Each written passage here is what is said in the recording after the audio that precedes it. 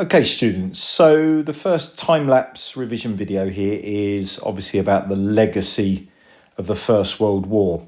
Now, the first key date is November the 9th, and this was the date where Kaiser Wilhelm II decided that he would actually leave Germany 2 days before the official end of the First World War.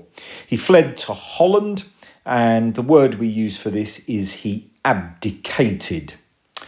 2 days later becomes probably the most significant date, and that's November the 11th. On November the 11th, then we had the signing of the armistice to end the First World War. Now, Germany at this point had surrendered, and one of the signatures on that armistice was made by a member of the Weimar government. Now, the greatest legacy of the First World War were the 2 million dead German soldiers, and their deaths cast a shadow over Germany for many years to come. It was their blood in the trenches that had been sacrificed. Another legacy, however, was the fact that many people in Germany itself had suffered. And this is told through the fact that many of them suffered from food shortages at the end of the war, and you ended up with 750,000 civilians dead as well.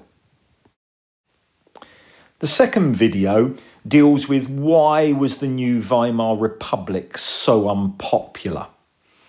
The first thing that led to their unpopularity was the fact that in June 1919, they signed the Treaty of Versailles. This gave them an economic burden in terms of reparations, responsibility for starting the war. It limited their army, and 13% of their land was taken away. But also as well, they were blamed for signing the armistice already mentioned and were called the November Criminals.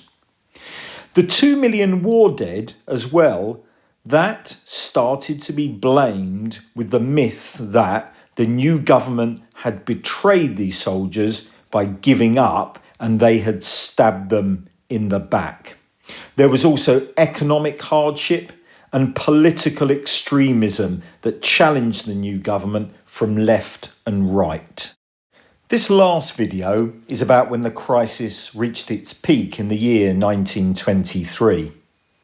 In January of 1923, Germany had fallen behind with their reparations, and French and Belgian troops marched into the industrial area called the Ruhr in Germany.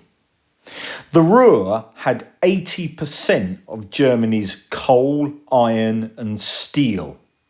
People speak about the Ruhr being the industrial heartland of Germany. What the government did is ask the workers to go on strike, but to pay them they simply printed piles of money, and this started inflation. Then, by November 1923, this had turned into hyperinflation, where money was worthless and banknotes were used as toys. To put this across, in January, a loaf of bread cost 250 marks.